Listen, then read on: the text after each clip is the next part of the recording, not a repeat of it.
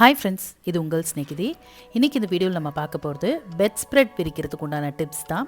அதாவது இந்த மாதிரி பெட் ஸ்ப்ரெட் நீங்கள் விரித்து பார்த்தீங்க அப்படின்னா பெட் ஸ்ப்ரெட் வந்து கலையவே கலையாது. ஸோ பெட் ஸ்ப்ரெட் விரிக்கிறது மட்டும் இல்லாமல் அதுலேயே வந்து கூட கொஞ்சம் டிப்ஸும் சொல்ல போகிறேன். ஸோ வீடியோவை ஸ்கிப் பண்ணாமல் பாருங்கள். அண்ட் வீடியோக்குள்ளே போகிறதுக்கு முன்னாடி நம்ம சேனலில் கிவ் அவே ஸ்டார்ட் ஆகி போயிட்டுருக்கு.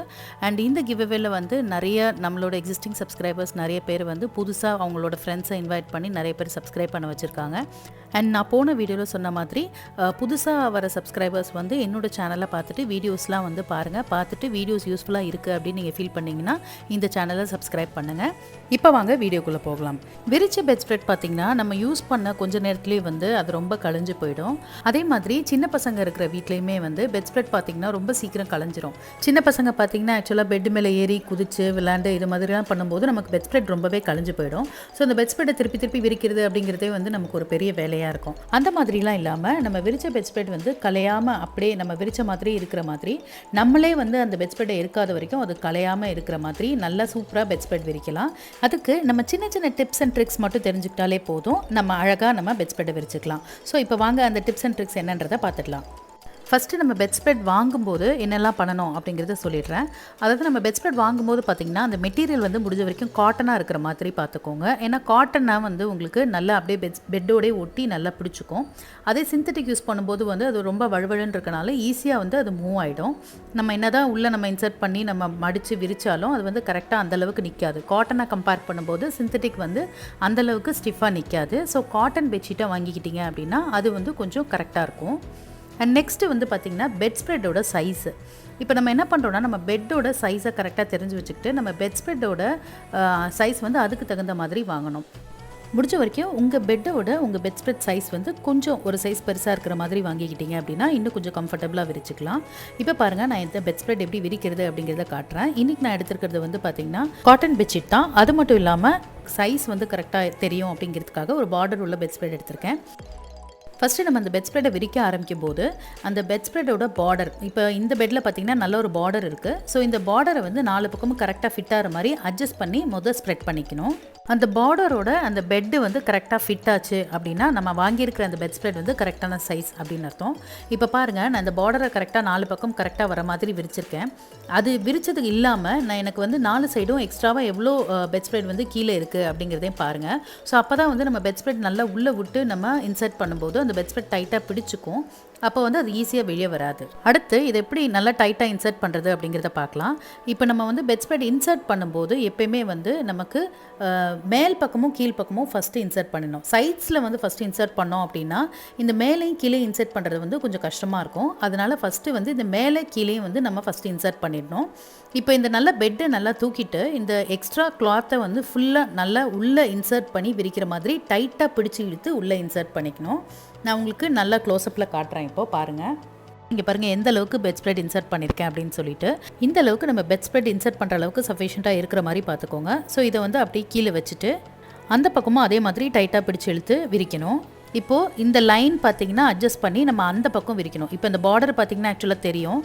இந்த பார்டர் இருக்கிற அளவு கரெக்டாக அந்த பெட்டு முடிகிற மாதிரி பார்த்துக்கோங்க. ஸோ மிச்சம் இருக்க அந்த ஸ்ட்ரைப்டு லைன்ஸ் வந்து பெட்டுக்கு அடியில் போகிற மாதிரி பார்த்துக்கணும். ஒரு பக்கம் கரெக்டாக இன்சர்ட் பண்ணிவிட்டு அடுத்த பக்கமும் வந்து அந்த என்ன அட்ஜஸ்ட்மெண்ட் இருக்கோ அதை கரெக்ட் பண்ணிவிட்டு அதுக்கப்புறம் திருப்பி இதே மாதிரி பெட்டை லிஃப்ட் பண்ணி நல்லா உள்ளே அந்த எக்ஸ்ட்ரா கிளாத்தை உள்ளே வரைக்கும் நல்லா இன்சர்ட் பண்ணி டைட்டாக பிடிச்சி இழுத்து உள்ளே சொருகிட்டோம் அப்படின்னா அது கரெக்டாக நின்றுக்கும். இந்த இடத்துல நம்ம உள்ளே சொருகிற இடம் வந்து துணி கம்மியாக இருந்துச்சு அப்படின்னா கண்டிப்பாக அது வந்து நிற்காது சரியாக. ஸோ நம்ம என்ன தான் விரிச்சாலும் அது வெளியில் வந்துடும். இப்போ பாருங்கள், நான் இந்த பக்கமும் நல்லா டைட்டாக பிடிச்சி இழுத்து இன்சர்ட் பண்ணிட்டேன். அந்த பார்டர் கரெக்டாக ஃபிட் ஆகிருக்கு பாருங்கள். ஸோ இது மாதிரி நல்லா டைட்டாக இழுத்து உள்ளே இன்சர்ட் பண்ணிக்கணும். இங்கே பாருங்கள், நல்லா டைட்டாக உள்ளே ஃபிட்டாக இருக்கிறது நல்லா தெரியுது. எங்கேயுமே கிளாத் வந்து வெளியில் வரல. நான் இன்னொரு பக்கமும் இன்னும் விரிக்கணும். ஸோ இன்னொரு பக்கம் விரிச்சா இன்னும் கொஞ்சம் கரெக்டாக ஃபிட் ஆகிடும். இப்போ கீழ் பக்கமும் அதே மாதிரி விரிச்சுக்கலாம். இந்த மாதிரி நல்லா முடிஞ்ச வரைக்கும் பெட்டை தூக்கிட்டு நல்லா கிளாத்தை உள்ளே இன்சர்ட் பண்ணிக்கலாம்.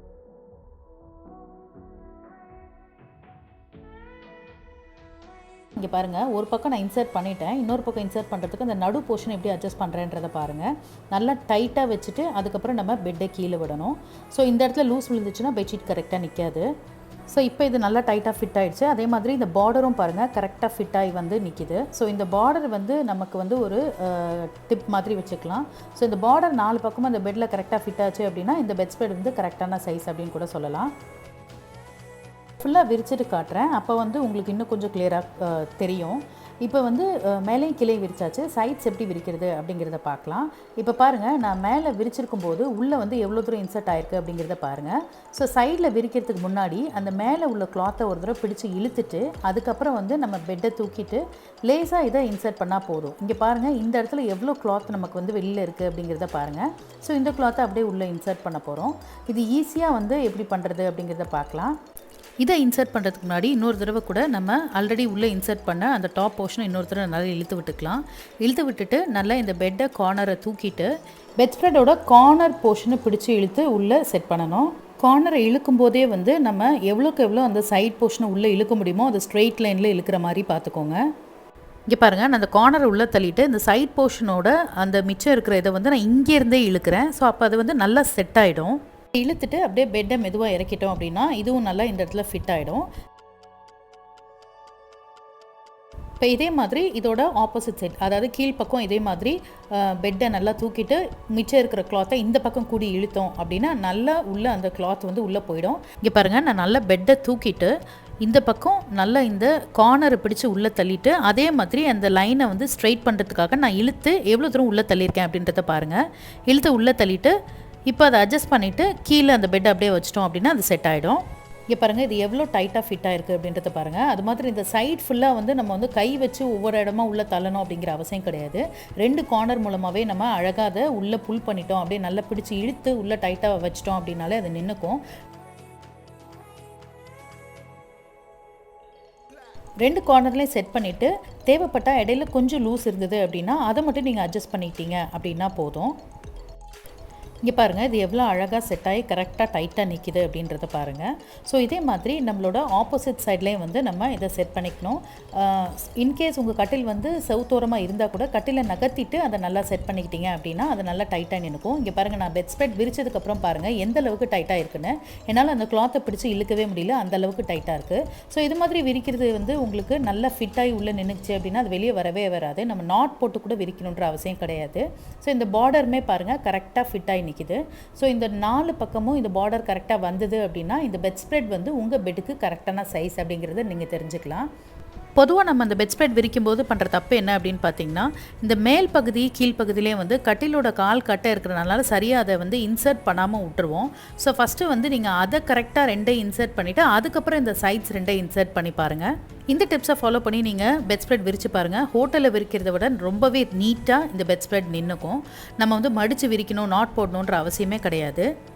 இந்த பெட் ஸ்ப்ரெட் நான் விரிச்சிட்டு கிட்டத்தட்ட ஒரு 3 டேஸ் யூஸ்க்கு அப்புறம் எப்படி இருக்குது அப்படிங்கிறதே நான் காட்டுறேன். இங்கே பாருங்கள், இது நான் ஆல்ரெடி 3 டேஸ் யூஸ் பண்ண பெட் ஸ்ப்ரெட்டு. இந்த பெட் ஸ்ப்ரெட்டில் பார்த்தீங்கன்னா லேசாக ஒரு சுருக்கம் தெரியும். ஸோ இது வந்து யூஸ் பண்ணனால வந்த சுருக்கம். ஆனால் இது வந்து கொஞ்சம் கூட கலையில் பாருங்கள் அப்படியே தான் இருக்குது. ஸோ விரிச்ச மாதிரியே வந்து 3 டேஸாக அப்படியே மெயின்டைன் ஆகிட்டுருக்கு. இங்கே பாருங்கள், இந்த சுருக்கத்தை கூட உங்களுக்கு க்ளோஸ்அப்பில் காட்டுறேன். ஸோ இதுதான் யூஸ் பண்ணதுக்கு உண்டான தடம்.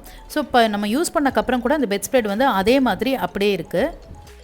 இந்த பெட் பார்த்திங்கன்னா ஆக்சுவலாக ஸ்ப்ரிங் மேட்ரஸ். பட் நீங்கள் யூஸ் பண்ணுறது எந்த டைப் ஆஃப் மேட்ரஸாக இருந்தாலும் இந்த மெத்தட் படி நீங்கள் பெட் ஸ்ப்ரெட் விரித்து பாருங்கள். எத்தனை நாள் ஆனாலும் உங்கள் வீட்டு குட்டீஸ் அது மேலே ஏறி குதிச்சா கூட அந்த பெட் ஸ்ப்ரெட் கலையாமல் அப்படியே அதே மாதிரி விரித்த மாதிரியே பக்காவாக இருக்கும். இந்த வீடியோ உங்களுக்கு யூஸ்ஃபுல்லாக இருந்தது அப்படின்னு நினச்சிங்கன்னா இந்த வீடியோக்கு ஒரு லைக் கொடுங்க.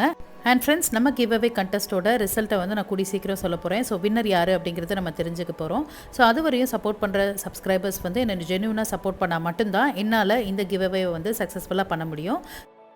ஸோ நான் போன வீடியோவில் சொன்ன மாதிரி உங்களோட ஃப்ரெண்ட்ஸ் உங்களை இந்த சேனலுக்கு இன்வைட் பண்ணியிருந்தாலும் என்னோட சேனல் வீடியோஸை பார்த்துட்டு சேனல் கண்டென்ட் பிடிச்சிருந்தால் மட்டும் இந்த சேனலை சப்ஸ்கிரைப் பண்ணுங்கள்.